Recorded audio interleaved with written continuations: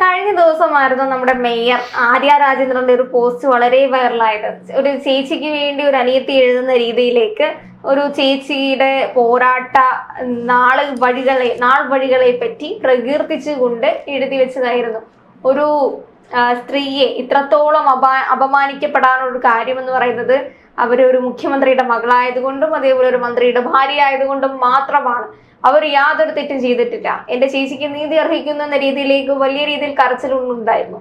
അത് അവരുടെ തന്നെ ആൾക്കാർ ഏറ്റുവാങ്ങുകയും അതിന്റെ അടിയിൽ പോയി ഹേർട്ടുകളും അതേപോലെ ധീരമുദ്രാവാക്യങ്ങൾ വിളിക്കുകയൊക്കെ നമ്മൾ കണ്ടു.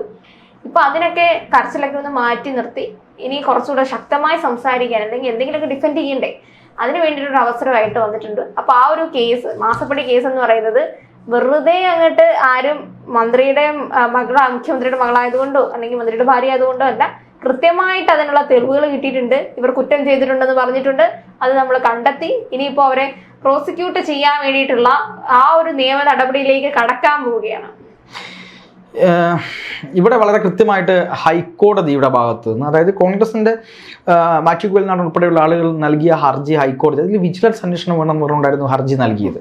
അപ്പോൾ അത് ഹൈക്കോടതി എടുത്ത് തോട്ടിൽ കളഞ്ഞു. അങ്ങനെ ഒരു വിജിലൻസ് അന്വേഷണം വേണ്ട എന്ന് പറഞ്ഞപ്പോൾ ഇവിടുത്തെ സഖാക്കളെല്ലാം കൂടെ പറഞ്ഞു, ഇതാ ഞങ്ങളുടെ വീണ ചേച്ചി കുറ്റവിമുക്തയായി, എന്തൊക്കെയായിരുന്നു ആ പാവത്തെ പറഞ്ഞത് എന്നൊക്കെ പറഞ്ഞ് പച്ചയ്ക്ക് ആളുകളെ പറ്റിക്കുന്ന പറഞ്ഞൊരു കാര്യമായിരുന്നു. അതെ, വിജിലൻസ് അന്വേഷണം ഒരാൾ ഒരു അഭിപ്രായം മുന്നോട്ട് വെച്ചു, കോടതി പറഞ്ഞു തൽക്കാലം അതിന്റെ ആവശ്യമില്ല, ഇപ്പൊ നിലവിൽ നല്ല രീതിയിലാണ് അന്വേഷണം മുന്നോട്ട് പോകുന്നത്, അതുകൊണ്ട് അത് വേണ്ട എന്ന് പറഞ്ഞപ്പോൾ എല്ലാവരോടും പറഞ്ഞു ഞങ്ങള് കേസ് ജയിച്ചേ. അതെ, തീർച്ചയായിട്ടും. അല്ല, രണ്ട് കാര്യം ഉണ്ട് അതിൽ. ഒന്ന്, ഈ മുഖ്യമന്ത്രി കീഴിലുള്ള വിജിലൻസ് അന്വേഷിച്ചിട്ട് മുഖ്യമന്ത്രിയുടെ മോളകത്ത് പോകുമോ? പൊട്ടന്മാരങ്ങാനായിരിക്കണം അത് വിശ്വസിക്കണമെങ്കിൽ. ഒന്ന്. രണ്ടാമത്തത്, കോടതി പറഞ്ഞത് ഒരു അന്വേഷണം നടക്കുന്നത് കൊണ്ട് അത് അതിന്റെ വഴിക്ക് പോകട്ടെ എന്നായിരുന്നു. അപ്പൊ അവിടെയും ജനങ്ങളെ പറ്റിക്കാൻ വേണ്ടി വീണയ്ക്ക് ഐക്യദാർഢ്യം പ്രഖ്യാപിച്ചുകൊണ്ട് ഒരുപാട് ആളുകൾ വരുന്നു എന്നുള്ളതാണ് നമ്മൾ അന്ന് കണ്ടത്. കൂട്ടത്തിൽ വൈറലായതായിരുന്നു നമ്മുടെ ആര്യ രാജേന്ദ്രന്റെ പോസ്റ്റ്. പക്ഷെ ആര്യ രാജേന്ദ്രൻ കുറച്ചുകൂടി സ്ട്രോങ് ഉള്ള ക്യാപ്സ്യൂളുകൾ, ഡോസ് ഉള്ള ക്യാപ്സ്യൂളുകൾ ഇറക്കേണ്ട സമയമായിരിക്കുന്നു അടുത്ത ദിവസം മുതൽ എന്നാണ്. കാരണം ഈ ക്യാപ്സ്യൂൾ കൊണ്ട്, ഈ ഡോസ് കൊണ്ട് ഒതുങ്ങില്ല എന്നാണ് മനസ്സിലാവുന്നത്. ആ ഒരു രീതിയിലേക്ക് വരികയാണ്. കുറച്ചുകൂടെ നല്ലത് ക്യാപ്സ്യൂൾ ഉണ്ട് എന്ന രീതിയിലേക്ക് പുറത്തെടുക്കുക എന്ന് പറയുമ്പോൾ ഇത്രയും വികാരതീതമായൊക്കെ ഒന്നും പറഞ്ഞതല്ലേ. അവർ തെറ്റ് ചെയ്തിട്ടില്ല, ഇവർ ഇതുകൊണ്ടാണ് ക്രൂശിക്കപ്പെട്ടത്. അല്ലെങ്കിൽ നമ്മുടെ മാധ്യമപ്രവർത്തകർ ഉൾപ്പെടെയുള്ളവർ പറഞ്ഞിട്ടുണ്ട്, മാധ്യമപ്രവർത്തകർ എല്ലാവരും കുത്തിച്ചീന്തിയ ഒരാളാണ് ഒരു യുവതി, ഇവരും ആ ഒരു നീതി അർഹിക്കുന്നില്ലേ, അവർ നീതി അർഹിക്കുന്നുണ്ടോ ഇല്ലയോ എന്നുള്ളതിന്റെ തെളിവുകളാണ് ഇപ്പൊ പുറത്തേക്ക് വന്നിട്ടുള്ളത്.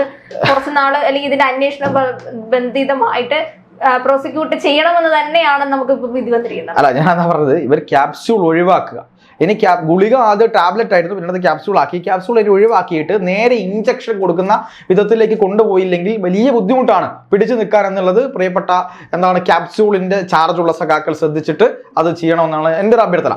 രണ്ടാമത്തത്, ഇവിടുത്തെ വിഷയം, അതായത് വളരെ ഗുരുതരമായ കണ്ടെത്തലുകൾ ഡൽഹി ഹൈക്കോടതിയിൽ സമർപ്പിച്ചിരുന്നു. ഡൽഹി ഹൈക്കോടതി SFIO അന്വേഷണവുമായി ബന്ധപ്പെട്ട് മുന്നോട്ട് പോകാനുള്ള അനുമതി SFIOക്ക് കൊടുത്തിരുന്നു. സീരിയസ് ഫ്രോഡ് ഇൻവെസ്റ്റിഗേഷൻ ഓഫീസ് എന്ന് പറയുന്ന രാജ്യത്തെ തന്നെ വൈറ്റ് കോളർ മണിയുമായി ബന്ധപ്പെട്ട് ഉള്ള കേസ്, അല്ലെങ്കിൽ വൈറ്റ് കോളർ ജോബ്സുമായി ബന്ധപ്പെട്ട കേസുകൾ അന്വേഷിക്കുന്ന പ്രധാനപ്പെട്ട ഏജൻസിയാണ് സീരിയസ് ഫ്രോഡ് ഇൻവെസ്റ്റിഗേഷൻ ഓഫീസ് എന്ന് പറയുന്നത്. അപ്പോൾ അവര് ഇതിന്റെ അന്വേഷണമൊക്കെ പൂർത്തീകരിച്ച് കേന്ദ്ര സർക്കാർ ഈ വീണ വിജയന്റെ കേസ് അന്വേഷിക്കാൻ വേണ്ടി 8 മാസത്തെ സമയമായിരുന്നു. വീണ വിജയന്റെ കേസ് മാത്രമല്ല, എക്സാലോജിക്, CMRL അതുമായി ബന്ധപ്പെട്ട കമ്പനികൾ തമ്മിൽ നടന്നിട്ടുള്ള ഇടപാടുകൾ അന്വേഷിക്കാൻ വേണ്ടി 8 മാസം സമയമായിരുന്നു ഇവർക്ക് കൊടുത്തിട്ടുണ്ടായിരുന്നത്. ആ 8 മാസ സമയത്തിനുള്ളിൽ തന്നെ കൃത്യമായി ഇത് SFIO ആ കേസ് അന്വേഷണം പൂർത്തീകരിച്ചിരുന്നു. അതിനെതിരെയായിരുന്നു ഡൽഹി ഹൈക്കോടതിയിൽ ഒരു ഹർജിയുമായിട്ട് CMRL മുന്നോട്ട് പോയത്. ആ ഹർജി തള്ളുകയും ചെയ്തു. അതിനുശേഷം ഈ SFIO കേന്ദ്ര കമ്പനികാര്യ മന്ത്രാലയത്തിൽ ഒരു അപേക്ഷ കൊടുത്തിരുന്നു. കേന്ദ്ര കമ്പനികാര്യ മന്ത്രാലയം ഇത് പഠിച്ചതിന് ശേഷം ഇയാളെ പ്രോസിക്യൂട്ട് ചെയ്യണമോ വേണ്ടയോ എന്ന് തീരുമാനിക്കുന്നത് കമ്പനികാര്യ മന്ത്രാലയമാണ്. അല്ലാതെ നമുക്ക് ഡയറക്റ്റ് അങ്ങ് പോയി ചെയ്യാൻ പറ്റില്ല. അങ്ങനത്തെ ഒരു ഏജൻസിയാണ് ഈ ഏജൻസി എന്ന് പറയുന്നത്. അപ്പം കേന്ദ്ര കമ്പനികാര്യ മന്ത്രാലയം ഇത് പഠിച്ചു, ഇതിന്റെ തെളിവുകൾ ശേഖരിച്ചു, ഇതുമായി എല്ലാ ബന്ധപ്പെട്ട കാര്യങ്ങളെല്ലാം പഠിച്ചതിന് ശേഷം അവരുടെ നിയമ വിദഗ്ധരുടെ ഭാഗത്തു നിന്ന് ഇത് അനുമതി ലഭിച്ചിരിക്കുന്നു. വീണ വിജയൻ എന്ന് പറയുന്ന, വീണ ടി എന്ന് പറയുന്ന വീണ തൈക്കണ്ടി എന്ന പിണറായി വിജയന്റെ മകളെ പ്രോസിക്യൂട്ട് ചെയ്യാനുള്ള അനുമതി കിട്ടിയിരിക്കുന്നു. ഇതൊരു നിസ്സാര കാര്യമല്ല.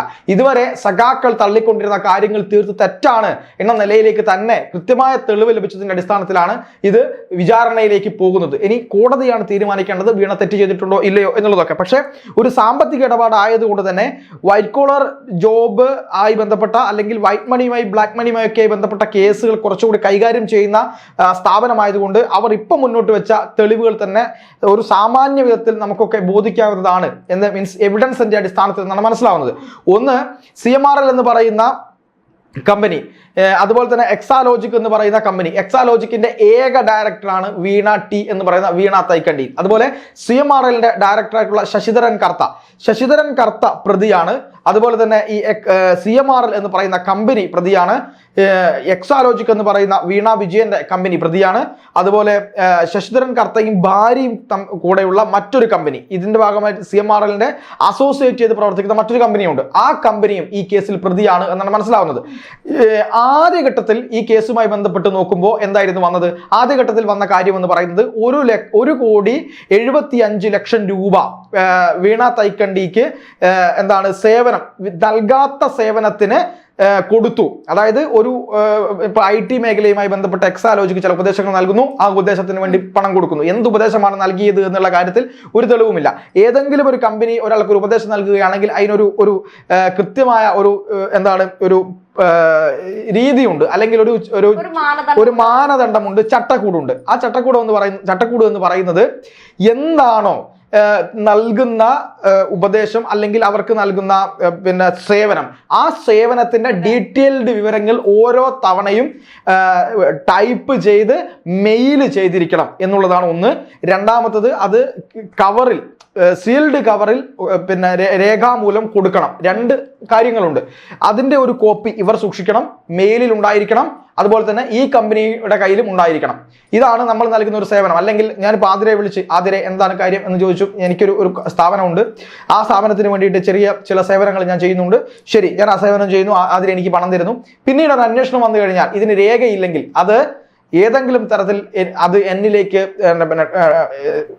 നൽകി, അതായത് ആതിരയുടെ അക്കൗണ്ടിൽ നിന്നോ കമ്പനിയുടെ അക്കൗണ്ടിൽ നിന്നോ എനിക്ക് തന്നു എന്ന് പറഞ്ഞാൽ അത് കൈക്കൂലി കണക്കാക്കപ്പെടും. എന്തിനു വേണ്ടി എന്നാണ് ചോദ്യം വരിക.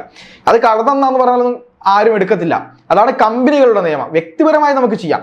പക്ഷെ ഇവിടെ ഈ ഒരു തരത്തിൽ എക്സാലോജിക്ക് യാതൊരു വിധത്തിലുള്ള ഉപദേശങ്ങളോ അല്ലെങ്കിൽ ഈ പറയുന്നത് പോലെ കമ്പനിക്ക് ഒരു സേവനവും നൽകാതെയാണ് വീണ തൈക്കണ്ടിയിൽ എന്ന് പറയുന്ന വീണ വിജയന് 1,75,00,000 രൂപ ശശിധരൻ കർത്തയുടെ, അതായത് കരിമണൽ കർത്ത എന്ന് പറയുന്ന ശശിധരൻ കർത്തയുടെ കമ്പനി വീണ വിജയന് കൊടുത്തിരിക്കുന്നത് എന്ന ഗുരുതരമായ കണ്ടെത്തലാണ് SFIO serious fraud investigation office കണ്ടെത്തിയത്. അതായിരുന്നു ഇത്രയും കാലത്തെ നമ്മുടെ മുമ്പിലുള്ള ഒരു വിഷൻ എന്ന് പറയുന്നത്. പക്ഷേ അതിനെയും മാറ്റിമറിക്കുന്ന കണ്ടെത്തലാണ് SFIO നടത്തിയിരിക്കുന്നത് എന്നാണ് ഇന്നത്തെ റിപ്പോർട്ടോടുകൂടി പുറത്തു വരുന്നത്. എന്താണെന്ന് വെച്ചാൽ SFIO പറയുന്നു ഇത് ഇങ്ങനെ വാങ്ങി, അതായത് IT ഉപദേശം എന്നുള്ള നിലയ്ക്ക് ഒരു പൈസ വാങ്ങുന്നു, ആ നിലയ്ക്ക് ഉപദേശം നൽകാതെ തന്നെ ആ പൈസ അവർ വാങ്ങി, അത് കൃത്യമായി തെളിവോടുകൂടി പിടിക്കപ്പെട്ടു. ഇനി രണ്ടാമത്തത് ശശിധരൻ കർത്തയും ഭാര്യയുമുള്ള മറ്റൊരു അസോസിയേറ്റ് ചെയ്ത് പ്രവർത്തിക്കുന്ന മറ്റൊരു കമ്പനിയുണ്ട്, ധനകാര്യ സ്ഥാപനം. ആ ധനകാര്യ സ്ഥാപനത്തിൽ നിന്ന് വീണ വിജയന് വായ്പ നൽകി, ഈടില്ലാതെ വായ്പ നൽകി. ലക്ഷക്കണക്കിന് രൂപയാണ് വായ്പ നൽകിയത്. ഏകദേശം 1 കോടി രൂപയ്ക്ക് അടുത്ത് വായ്പ നൽകിയിട്ടുണ്ട് എന്നാണ് കണ്ടെത്തിയിരിക്കുന്നത്. ആ വായ്പയിൽ ഒരു പൈസ പോലും ഇന്നേ വരെ തിരിച്ചടച്ചിട്ടില്ല. അതിൽ ഒരു നോട്ടീസ് പോലും വീണ വിജയന് ഇതുവരെ നൽകിയിട്ടില്ല. ഇതൊക്കെ തന്നെ ധനകാര്യ നിയമങ്ങളുടെ നഗ്നമായ ലംഘനമാണ്. അതുകൊണ്ട് തന്നെ പിടിച്ചു നിൽക്കാൻ കഴിയില്ല. ഇനി അവർ നോട്ടീസ് കൊടുത്തിട്ടും കാര്യമില്ല. ഞാൻ കൊടുത്തിട്ടുള്ള ഒരു വായ്പ തെറ്റിക്കഴിഞ്ഞാൽ കൃത്യസമയത്തിനുള്ളിൽ അതിന് നോട്ടീസ് പോയിരിക്കണം. തുടർച്ചയായി നോട്ടീസുകൾ പോകണം, അതിന് മറുപടി വാങ്ങണം. ഇനി അത് പോയിട്ടില്ലെങ്കിൽ അതിന്റെ റിക്കവറി നടപടികൾ, മറ്റു കാര്യങ്ങൾ, അതിന്റെ കാര്യങ്ങൾ റിക്കവറി ചെയ്തിട്ടോ ഇല്ലയോ എന്നുള്ളതല്ല, നോട്ടീസുകളും കാര്യങ്ങളും പോയി പെർമനന്റ് ഇതിന് പലിശ അടച്ചിട്ടുണ്ടോ, ഇതിന്റെ മുതലെങ്കിലും തിരിച്ചടച്ചിട്ടുണ്ടോ എന്നുള്ള കാര്യങ്ങൾ, ഒരു തവണയെങ്കിലും ഈ അടവ് പോയിട്ടുണ്ടോ എന്നുള്ള കാര്യങ്ങളൊക്കെ കൃത്യമായി നിരീക്ഷിക്കേണ്ടതുണ്ട്. ഈ തെളിവുകളൊക്കെ പിന്നെ ഹാജരാക്കിയാൽ മാത്രമാണ് ഈ കൊടുത്തയാൾക്കും ഇത് വാങ്ങിയ ആൾക്കും ഇത് വായ്പയാണ് എന്ന് തെളിയിക്കാൻ പറ്റത്തുള്ളൂ. ഇവിടെ ഒരു കാര്യവും ഇല്ലാതെയാണ് പൈസ കൊടുത്തത്. അതുകൊണ്ട് തന്നെ അത് മറ്റാർക്കൊക്കെയോ കൊടുക്കാനുള്ള പിന്നെ പണമാണ് വീണ തൈക്കണ്ടിയിലിന് കൊടുത്തിരിക്കുന്നത് എന്ന് മനസ്സിലാവും. അത് ഡയറക്റ്റ് ചെന്ന് എത്തി നിൽക്കുന്നത് പിണറായി വിജയനിലേക്കാണ്. ഈ കാര്യങ്ങളെല്ലാം ചെന്ന് എത്തി നിൽക്കുന്നത് പറയാതെ വയ്യ. പക്ഷെ ഡയറക്റ്റ് പിണറായിയിൽ ഉൾപ്പെടുത്താൻ പറ്റില്ല. മകളുടെ കയ്യിലാണ് ഇത് കൊടുത്തിരിക്കുന്നത്. 10 വർഷം വരെ തടവ് ശിക്ഷ കിട്ടാവുന്ന കേസാണ് ഇതിലൂടെ ഉള്ളത് എന്നാണ് ഏറ്റവും ഗുരുതരമായ കാര്യം. അതുകൊണ്ട് വലിയ കേസിലാണ് ഇപ്പോൾ വീണ പ്രതിയായിരിക്കുന്നത്. അതുപോലെ തന്നെ CMR-ൽ രാഷ്ട്രീയ നേതാക്കന്മാർക്ക് വേണ്ടി ഏകദേശം എനിക്ക് തോന്നുന്നു കോടിക്കണക്കിന് രൂപ ഏകദേശം 185 കോടി രൂപയാണ് വിവിധ രാഷ്ട്രീയ നേതാക്കന്മാർക്ക് കൊടുത്തിരിക്കുന്നത്. അതിൽ കോൺഗ്രസ് നേതാക്കന്മാരുണ്ട്, CPM നേതാക്കന്മാരുണ്ട്, മറ്റു പല നേതാക്കന്മാരും ഉണ്ട് എന്ന് പറയുന്നുണ്ട്. അത് രാഷ്ട്രീയ ഫണ്ടിങ് ആയിട്ടാണ് കൊടുത്തത് എന്ന് പറയുന്നുണ്ട്. അത് ഒരു പക്ഷേ അവർക്ക് പിടിച്ചു നിൽക്കാൻ കഴിഞ്ഞേക്കും, എന്തെങ്കിലും ഫണ്ട് ആവശ്യവുമായി ബന്ധപ്പെട്ടാണ് വാങ്ങിയത്. പക്ഷെ അത് കൊടുത്ത കമ്പനി അതിന്റെ ചട്ടങ്ങൾ പാലിച്ചില്ല എന്നും SFIO പറയുന്നുണ്ട്. അപ്പൊ അതുകൊണ്ട് ആ തരത്തിലുള്ള ഒരു കേസും കൂടെ നിലവിലുണ്ട്. എന്തായാലും വീണ തൈക്കണ്ടി എന്ന് പറയുന്ന വീണ വിജയൻ ആതിര പറഞ്ഞതുപോലെ മുഖ്യമന്ത്രിയുടെ മകളായതുകൊണ്ടോ റിയാസിന്റെ ഭാര്യ ആയതുകൊണ്ടോ അല്ല ഇത്തരത്തിലൊരു കേസ് വന്നിരിക്കുന്നത്. ഇതിൽ കൃത്യമായ അന്വേഷണം നടത്തി അത് ഡൽഹി ഹൈക്കോടതിയെ ബോധിപ്പിച്ച് അത് സെഷൻസ് കോടതിയിൽ അവിടെ ഡൽഹിയിലെ കോടതിയിൽ റിപ്പോർട്ട് കൊടുത്ത് അത് ഈ പറയുന്ന നിർമ്മലാ സീതാരാമന്റെ നേതൃത്വത്തിലുള്ള കമ്പനികാര്യ മന്ത്രാലയത്തിൽ പോയി അവർ അതിന് അനുമതി കൊടുത്തിരിക്കുന്നു. പിണറായി വിജയൻ ഈ പറയുന്ന നിർമ്മലാ സീതാരാമനെ കാണാൻ പോയപ്പോൾ ഒരു വിവാദം ഉയർന്നു വന്നിരുന്നു, എന്തിന് പോയി എന്നുള്ള ചോദ്യം ഉണ്ടായിരുന്നു. പക്ഷെ ആ പോക്ക് എന്തായാലും പിണറായി വിജയനെ തുണച്ചിട്ടില്ല എന്നുള്ള കാര്യത്തിൽ നമുക്ക് യാതൊരു സംശയവുമില്ലാതെ പറയാം. ഇനി ഏറ്റവും കൂടുതൽ മകളെ സ്നേഹിക്കുന്ന പിണറായി വിജയൻ ഇത് വലിയൊരു ആഘാതമായിരിക്കും. ക്യാപ്സ്യൂളുകൾ തപ്പി നടക്കുന്ന സഖാക്കന്മാർക്ക് ഈ പറയുന്നത് പോലെ എന്താണ് ഇഞ്ചക്ഷനോ IV-യോ ഫ്ലൂയിഡ് IV-യോ ഒക്കെ എടുക്കാനുള്ള സമയവുമാണ്. എന്തായാലും കോടതിയുടെ കാര്യങ്ങളിലാണ് അത് നമുക്ക് ഭാവിയിൽ എന്താണെന്ന് അറിയാം.